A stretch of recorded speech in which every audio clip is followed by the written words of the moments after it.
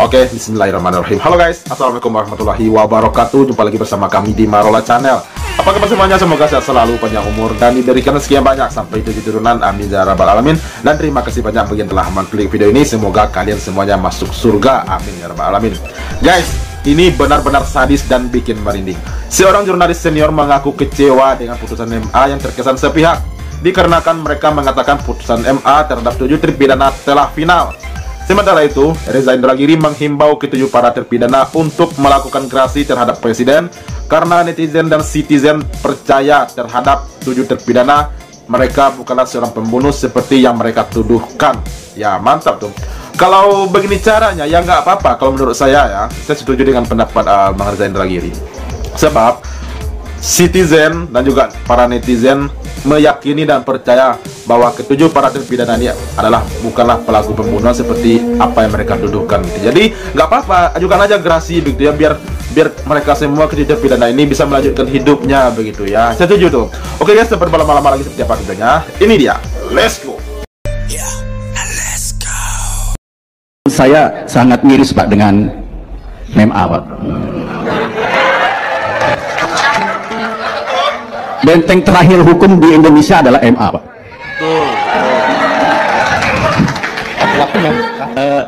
Apa yang terjadi oleh MA dengan kejadian oknum dari Hakim Agung MA yang mempunyai harta hampir 1 T itu luar biasa Pak.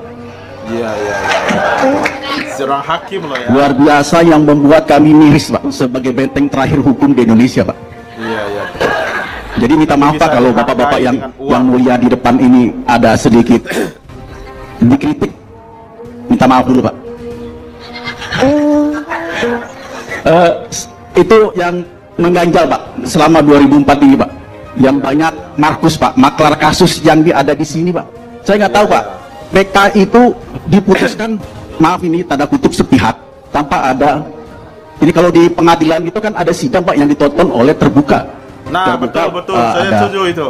Jurnalis juga bisa lihat gitu. Tapi kalau di MA, ini kita nggak bisa lihat Pak bagaimana keputusannya ditolak. Betul. Nah, ini benar banget guys. Benar ya.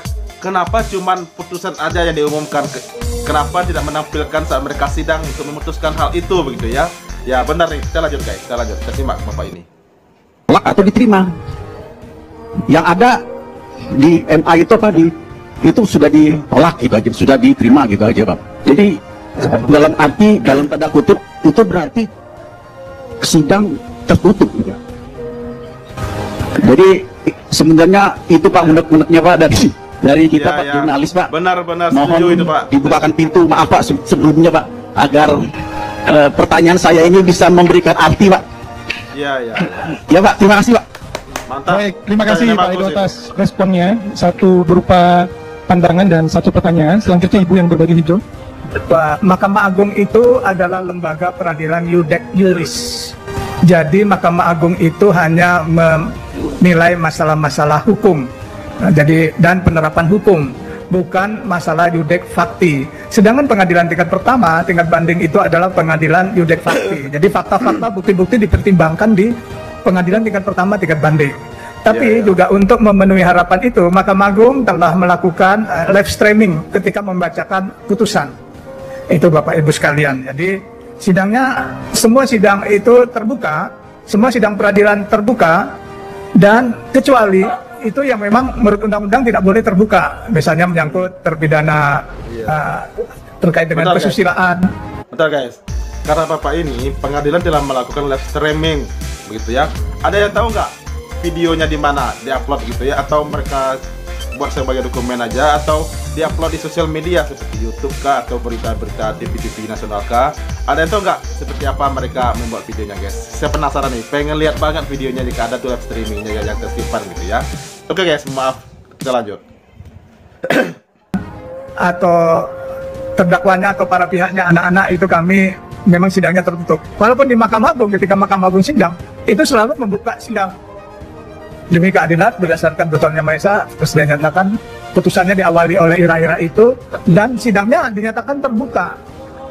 Dia terbuka karena dihadiri juga oleh panitera pengganti. Jadi sidangnya terbuka yang ya, ada guys, di ya? Mahkamah Agung. Saya nggak bisa membayangkan kalau 31.000 perkara lebih yang harus disidangkan terus terbuka. Mau pakai ruang sidang di mana gitu? Kalau memang harus terbuka. Sebentar guys ya. Jadi sidangnya terbuka ya guys ya. Bagi kalian yang tahu itu videonya di mana di upload gitu ya, tolong sertakan linknya di komentar guys, biar nanti kita sama-sama melihat gitu ya, sama-sama kita reaksi gitu ya guys ya. Kita lanjut. Memang harus terbuka, saya nggak bisa bayangkan gitu. Satu majelis itu rata-rata bisa sampai 30-50 perkara yang diputus. Biasanya setiap hari itu. Kalau sidangnya dibuka terus, saya bingung tempatnya juga gitu. Dan memang karena juris itu Mahkamah Agung tidak akan membahas hal-hal yang terkait dengan question of fact. Masalah-masalah fakta di persidangan itu nggak akan dipermasalahkan lagi oleh Mahkamah Agung karena itu kewenangan dari judek fakti, yaitu pengadilan tingkat pertama dan tingkat banding. Nah, kepada para terpidana kasus Cirebon, saya sebutkan kembali nama saudara: Hadi Saputra, Eka Sandi, Eka Ramadhani, Supriyanto, Jaya, Sudirman, Rivaldi, dan Saka Tatal. Kalau kita simak berbagai macam pemberitaan dan komentar para citizen dan netizen, sepertinya kita semua percaya bahwa kalian semua tidak melakukan pidana. Nah, Kalian ya, semua setuju. tidak melakukan kejahatan apa-apa. Meninggalnya Eki dan Vina bukanlah akibat perbuatan kalian. Kami percaya bahwa kalian tidak melakukan perbuatan seburuk itu.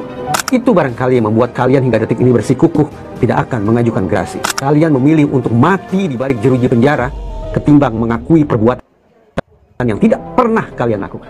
Tapi izinkan, dengan segala ketulusan yang aku punya kepada kalian, pertimbangkan kembali langkah seperti yang diambil oleh Bung Karno.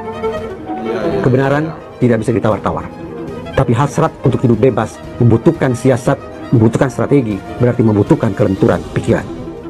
Toh di luar sana ada sekian banyak keluarga yang masih menantikan kedatangan kalian. Toh di luar sana ada sekian banyak cita-cita yang akan bisa kalian realisasikan seandainya kalian keluar dari penjara di Cirebon sana.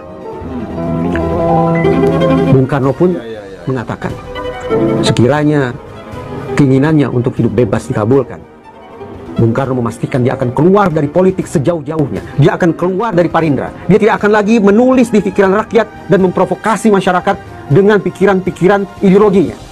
Sebagai gantinya, Bung Karno memilih untuk fokus pada bangunan, pada dunia keinsinyuran. Di samping juga berfokus untuk mengurusi keluarganya, mengurusi ibunya, mengurusi ibu mertuanya, dan seterusnya, dan seterusnya. Satu lagi, Bung Karno di dalam suratnya menyatakan kesanggupannya untuk menerima perintah apapun dari penguasa Hindia Belanda asalkan dia diizinkan keluar dari jeruji penjara dan kembali ke tengah-tengah rakyat yang ia cintai. Teman-teman, terpidana Cirebon, pikirkan ini dengan baik, resapi ini dengan hikmat, karena boleh jadi kerendahan hati kita, betapapun itu terasa pahit, akan mendatangkan nasib yang berbeda. Kami percaya kalian bukan bandit. Kami percaya kalian bukan kriminal. Kami percaya kalian bukan pembunuh. Rendahkan hati, katakan saja bahwa seolah kalian mengakui perbuatan yang sungguh-sungguh tidak pernah kalian lakukan itu. Iya. Reaksi saya sedih, Ya, Mas. itu politik juga bagus tuh. Saya setuju banget yang Bang Reza Indra gini. Kan maunya tahun baru tuh kumpul ya. Nggak jadi. Enggak jadi. Yang dikasih ke anak baru Langsung tadi merinding pagi. aku guys. Nengokin. Sama tadi pagi baru ke ini ke Sambi, ke lapas. Baru sempat menengok tadi Iya, pagi. Iya, itu masih ada. Oke. Apa yang disampaikan anak ibu kepada ibu? Saya mah nyuruhnya suruh kuat, sabar. Iya. Baik-baik, Mas. Yang penting anak kuat, sabar aja. Iya. Terima. Anak ibu bicara apa kepada ibu? Dia nggak ngomong apa-apa aja sih. Cuma ditanya tuh ya itu, lebih baik membusuk. Bagaimana perasaan ibu ketika mendengar itu, Bu? Tangis, Mas. Iyalah. Pastilah ya. Kami paham, Bu Yunani, Bu Aminah, bahwa perasaan keluarga, apalagi ketika anggota keluarganya berada di dalam sel untuk jangka waktu yang lama, Iya. ini berat sekali. Kemudian bagaimana cara Ibu Yunani, khususnya menyemangati anak ibu yang memang hampir patah semangat pada saat itu? Saya makasih semangat tuh yang kuat, yang sabar gitu aja. Yang penting sholat terus. Iya betul. Oke, mantap. Ini benar-benar miris dan bikin merinding ya guys. Saya sesuai judulnya gitu. Jadi saya setuju banget dengan pendapat Bang Reza Indragiri tadi. Ya nggak apa-apa lah. Kita sebagai netizen dan juga para citizen, kemungkinan besar mungkin 90% ini prediksi saya ya, sepanjang kasus ini saya pantau begitu ya. Mungkin boleh dikatakan 90% lebih para citizen dan juga para netizen mungkin mempercayai bahwa ketujuh terpidana ini bukanlah pelaku pembunuhan seorang bandit, seorang kriminal seperti yang mereka tuduhkan begitu ya. Jadi nggak apa-apa untuk melanjutkan hidup kalian, masa depan kalian begitu. Jadi nggak apa-apa mengajukan gerasi terhadap presiden seolah-olah mengakui kalau kalian adalah yang telah melakukan seperti apa yang mereka tuduhkan gitu. Ya nggak apa-apa. Siapa tahu gerasi kalian diterima begitu ya. Kalian bisa menghirup udara bebas, bisa kembali ke tengah-tengah keluarga dan juga masyarakat gitu ya, bisa melanjutkan hidupnya lagi begitu. Ya nggak apa-apa. Siapa tahu itu adalah jalannya yang diberikan Allah Subhanahu wa taala terhadap kalian begitu. Jadi nggak apa-apa. Kita citizen dan juga para netizen percaya dan mengakui kalau kalian bukanlah seorang bandit, pembunuh, kriminal seperti yang mereka tuduhkan. Jadi nggak apa-apa. Ajukan saja gerasi. Panggil para pihak kalian, kuasa hukum. Nah, nggak apa-apa, ajukan aja gerasi gitu ya. Jadi itulah guys kesimpulannya reaksi kita hari ini. Terima kasih banyak belum telah menonton dan sampai jumpa lagi di video berikutnya. Terima kasih. Thanks for watching.